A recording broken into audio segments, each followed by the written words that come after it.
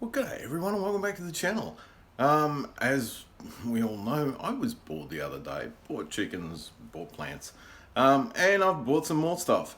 So this time I've bought something that's for indoor growing in small spaces, bought a couple more plants and started on my fall seed collection. So let's take a look. Now we have here some beetroot, Mini Gourmet and Burpee's Golden, and also some Jackby little pumpkins. I might try and grow these three in containers and see how they go. So they might still squeeze into the garden this year. Alright, got a couple of beans, some Borlottis and some Yin Yangs. They're both dry bean. I might try and sneak them in at the end of summer if I get some room free up. So we'll see what happens. They might go in as a late summer, early autumn or fall for the Americans.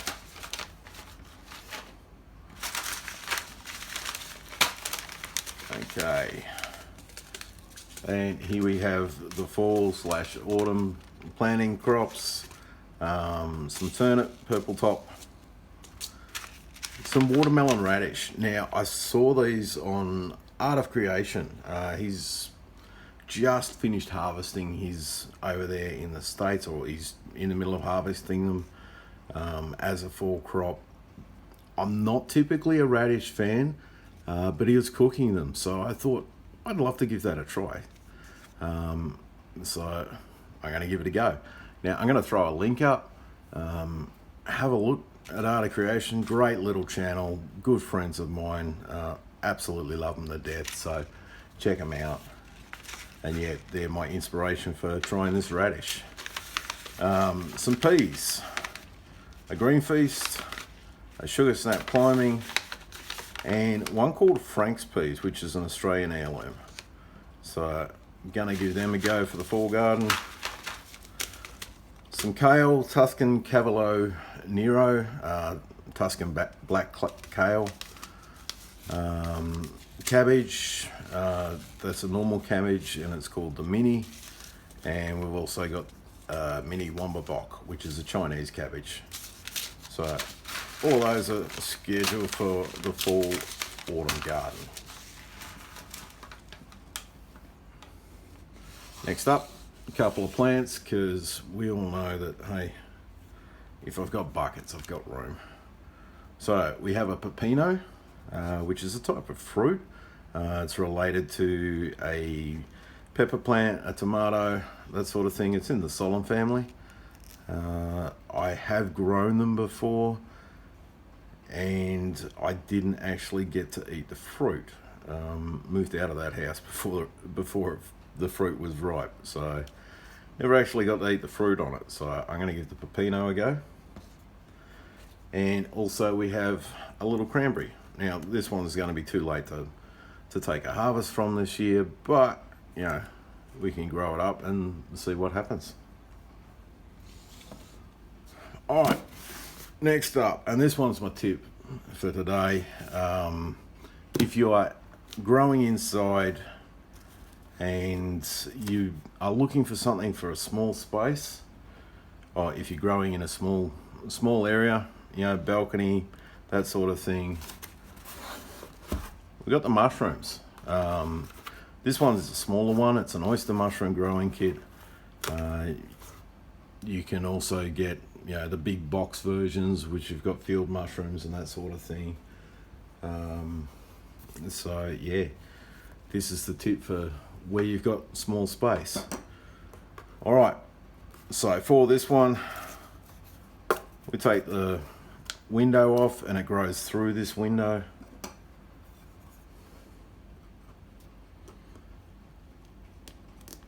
Okay, we need to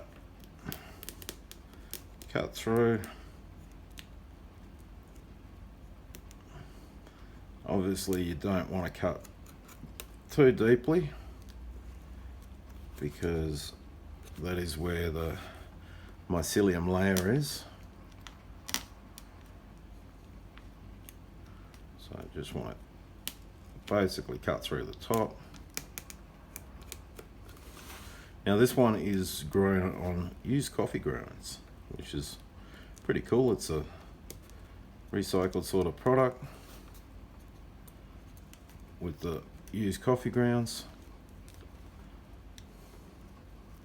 Okay.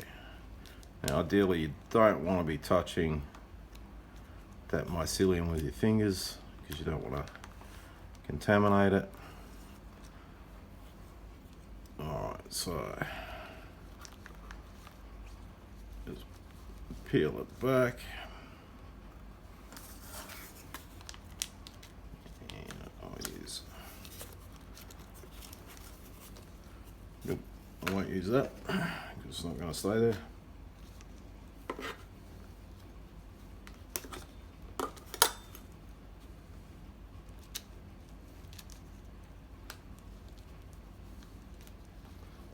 Tricky to do while not touching. Yeah, a little bit of touching. Alright, next you spray it with a little bit of water. This one they send you out a little spray bottle with it. Now it needs 15 sprays, so it's not a lot of water. Now another tip for this, when you're growing mushrooms or when you're growing any seedlings inside, use water that either you've UV sterilized, so just put it in a bottle on a windowsill and the UV will take out the chemicals in it.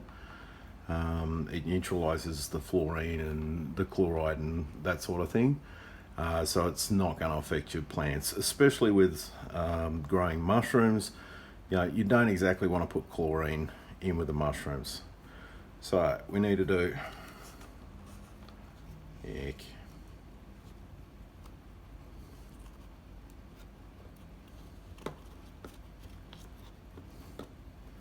15 sprays.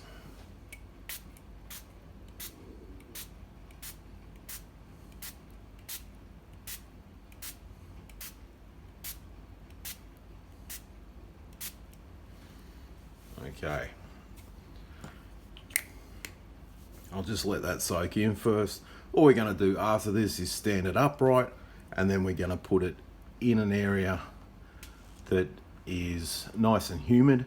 So an ideal spot is your bathroom or your laundry or your kitchen or something like that, somewhere where there's a bit of moisture in the air. It wants to be a fairly bright area, but you don't want it in direct sunlight. Obviously mushrooms don't like direct sunlight on them, that will burn the mushrooms. So you spray it a couple times a day. It takes 10 to 30 days for the mushrooms to produce. So we'll wander down the track and have a look at it again in a few weeks time, and hopefully we'll have some mushrooms there. As I said, it's an ideal thing if you've got tight space. You can bring some plants inside without using a lot of space. For the Americans where it's winter there at the moment, you know, if you've got the humidity in the house, you can grow your mushrooms right now. You know, you can have a crop while you've got snow outside. It's something awesome. All right, well, that's it. That's the tip. That's the video for today. Thank you very much everyone for watching. Please hit the like, hit the subscribe, and ring that little bell notification. That way you get to see more videos when they come up, and you'll get to see these mushrooms when they grow. Again, thank you very much for watching, and bye for now.